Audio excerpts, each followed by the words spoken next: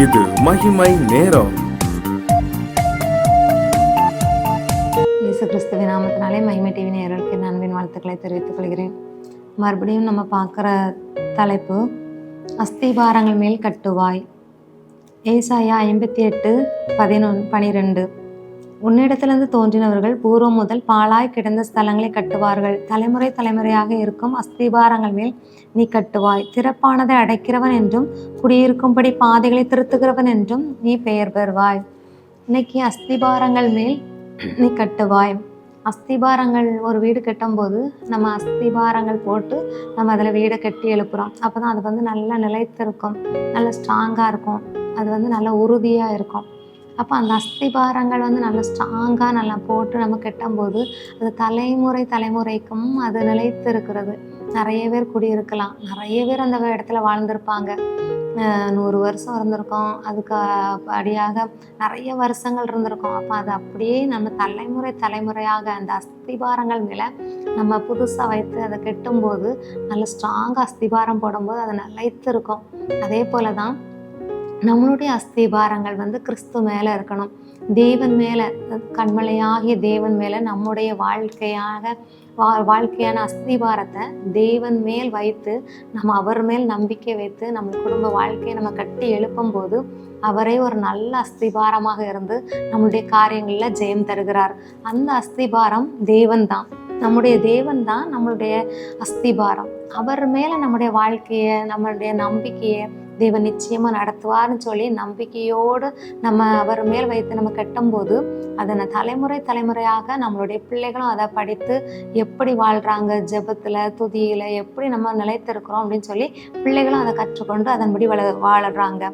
நெகேமியா இடிந்து போன அலங்கத்தை கட்டுறான். அப்போ அந்த அஸ்திபாரங்கள் எல்லாமே இடிந்து போய் கிடக்கிறது. அந்த பாழாக இருக்கும்போது அவனுக்கு ஒரு கவலை வருது, துக்கம் வருது. ஐயோ, இது கஷ்டத்தோடு இருக்குது, இது யாரை கட்டுவா, எப்படி கட்ட முடியும் அப்படின்னு சொல்லி அவனுக்குள்ளாக ஒரு கலக்கம் ஏற்படுது. அதை குறித்ததான ஒரு தாகம், அதை எப்படியாவது கட்டி எழுப்பணும், நம்மளுடைய தலைமுறைகளுக்கு அது தேவை, நம்முடைய முன்னோர்கள் அதை எழுப்பியிருந்தாங்க, ஆனால் இப்போ இடிந்து போயிருக்கு, அதை கண்டிப்பாக நம்ம கட்டி எழுப்பணும்னு சொல்லி அவனுக்குள்ளாக ஒரு தாகம் அந்த தாகம் வந்ததுனால தான் அவன் அதுக்கான ஸ்டெப் எடுக்கிறான், அதுக்காக முயற்சி பண்ணுறான். முயற்சி பண்ணி அதை எப்படியாவது ராஜாட்ட சொல்லி அந்த ராஜா அதை கண்டுபிடிச்சி அதை கேட்டு அதன் மூலமாக அவன் அங்கே போய் நல்ல முறையில் அதை கட்டி எழுப்புறான். அதே போல தான் இன்னைக்கு நம்ம வீடு கட்டுறோம். அப்போ வீடு கட்டுற அந்த இடங்கள்ல நம்மளுக்கு ஒரு தாகம் இருக்கணும். நம்மளுக்கு நிச்சயமாக ஒரு வீடு கட்டணும். ஏன்னா நம்மளுக்கு மழை பெய்யும் போதெல்லாம் கொஞ்சம் நிறைய பேத்துக்கு அது ஒழுகும். வீடு குடிசை வீடாக இருக்கலாம், ஓட்டு வீடாக இருக்கலாம். அப்படி இருக்கும்போது நிறைய மழை பெய்யும் போது நல்லா அதில் இருந்து ஒழுகும் போது அது ரொம்ப கஷ்டமாக இருக்கும் அந்த நேரங்களில், மழை நேரங்களில். அப்போ அந்த நேரங்களில் கஷ்டமாக இருக்கும்போது நீங்கள் அதை எப்படியாவது கட்டி எழுப்பணும், எங்களுக்கு எப்படியாவது அந்த காரியங்களில் நெகேமியை எப்படி அந்த அலங்கத்தை கட்டி எழுப்பதுக்கு ஒரு தாகம் கொண்டானோ அதே போல் நிச்சயமாக தேவன் எங்களுக்கு கட்டி தருவார் அப்படின்னு சொல்லி முழங்கால் போட்டு தேவனிடத்துல கேளுங்க.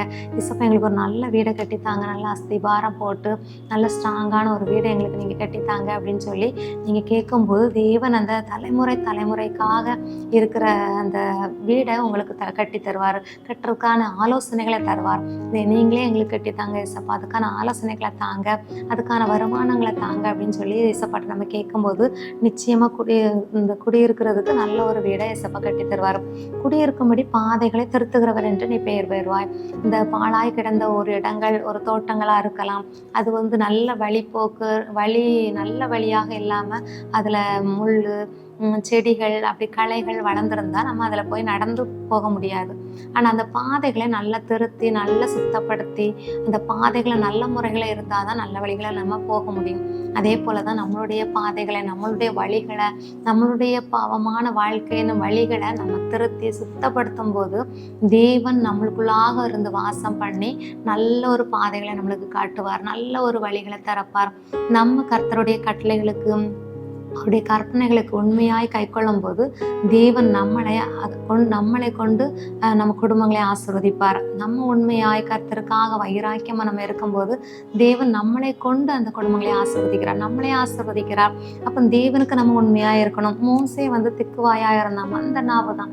ஆனால் அவனை எடுத்து தேவன் பயன்படுத்தினார். இன்னைக்கு ஒன்றும் உதவாத உங்களை கொண்டு கூட தேவன் பயன்படுத்த முடியும். ஒன்றுக்குமே உதவாத, அவங்க படிக்க முடியாது, ஒன்றுமே தெரியாது, ஆனால் அவங்களை கொண்டு தேவன் பெரிய அதிபதியாக, பெரிய அதிகாரியாக உங்களை உயர்த்த முடியும். இன்னைக்கு படிக்க முடியலையே, ஒன்றும் செய்ய முடியலையே, இந்த பிஸ்னஸ் செஞ்சாலும் வாய்க்க மாட்டேங்கன்னு சொல்லி நீங்கள் நினைத்திருக்கலாம், ஒரு கலக்கத்தோடு இருக்கலாம்.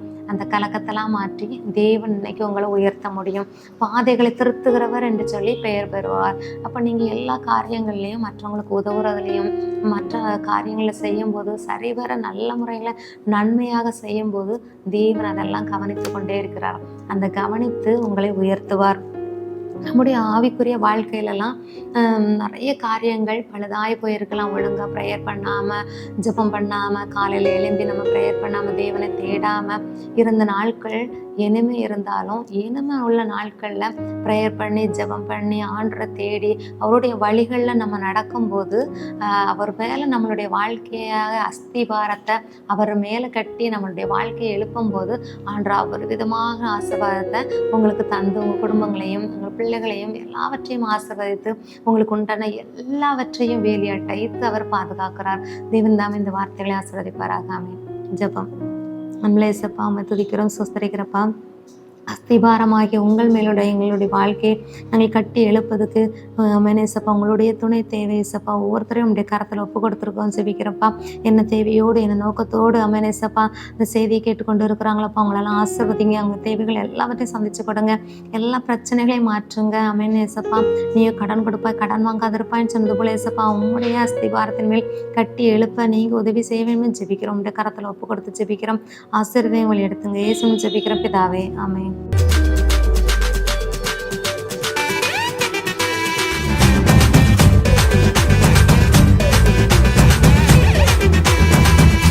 மகிமை